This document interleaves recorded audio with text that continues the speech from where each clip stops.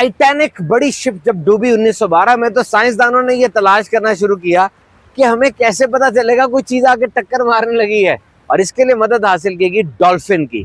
समुद्र में रहती है डॉल्फिन, और डॉल्फिन सोनार टेक्नोलॉजी यूज करती है जिसको एकोलोकेशन कहा जाता है। यानी वो मुंह से आवाज निकालती है और सामने वो आवाज टकरा कर वापस उसके कान में आती है। उसको पता चल जाता है सामने कौन सी चीज है, उसका साइज क्या है, उसकी शेप क्या है, उसकी स्पीड क्या है, और वो नेविगेशन के लिए इस सोनार टेक्नोलॉजी को इस्तेमाल करती है।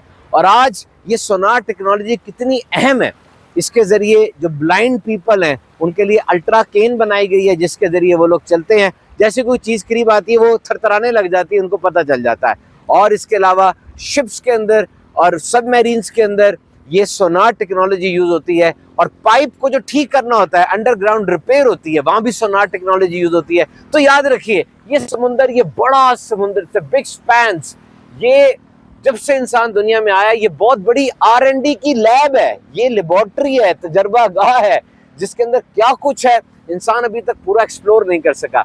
जैसे ये सबमरीन है जो आबदोज है, ये वेल मछली को देख के बनाई गई है कि वेल मछली समुद्र के नीचे रहती है और बड़ी देर तक रहती है। और अब क्या हुआ कि जो ये सबमरीन्स होती है, नीचे जो शिप्स होती हैं, इनके गिर्द गंद लग जाता था, फाउलिंग हो जाती थी, वो टॉक्सिक फाउलिंग होती थी जिसको साफ करना बड़ा मुश्किल होता था।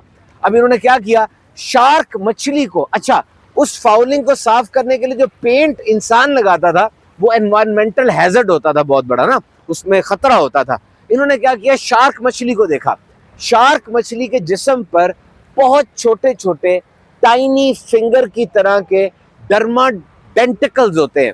अब उस छोटे छोटे प्रोजेक्शंस की वजह से शार्क मछली के जिस्म पर गंद, बैक्टीरिया, एल्गी वगैरह ठहर नहीं सकती। तो एक साइंसदान था, उसने शार्कलेट टेक्नोलॉजी इजाद की, और उस टेक्नोलॉजी की मदद से अब बनती है शिप्स बनती है जिसके ऊपर ये गंद जमता नहीं है। और ये डक, आप देखें समुद्र के अंदर, पानी के अंदर होती है बतख।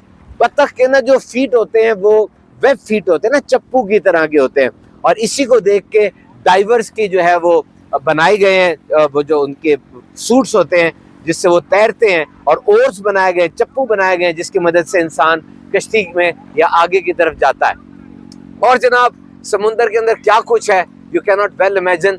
हम बैक वेल होती है, आपने विंड मिल देखी है, वो जो चक्की चलती है जिससे बिजली पैदा की जाती है, ये भी हम बैक वेल को देखकर बनाई गई है। हम बैक वेल जो है, इसके जो बॉडी के ऊपर फिन्स होते हैं, पर जिसे कह सकते हैं आप, जिसकी मर्जी मदद से ये तैरती है, वो बड़े शार्प होते हैं। तो आज विंड मिल जो कि बिजली पैदा करने का एक जरिया है, उसके ब्लेड्स इसके साथ बनाए जाते हैं। जो एयरक्राफ्ट होते हैं उसके पर इसके साथ बनाए जाते हैं ताकि ये स्पीड तेज हो सके। क्योंकि विंड मिल में हमें दो चीजें चाहिए होती हैं, एक तो ताकत कम लगे, हमें ताकत मिले उससे, ना कि हमारी लगे, और दूसरा वो तेज घूमे। और ये भी समुद्र से देखकर इंस्पायर्ड बनाई गई है। तो याद रखिए, nature is a big classroom, ये बहुत बड़ी क्लासरूम है जो इंसान को सिखा रही है।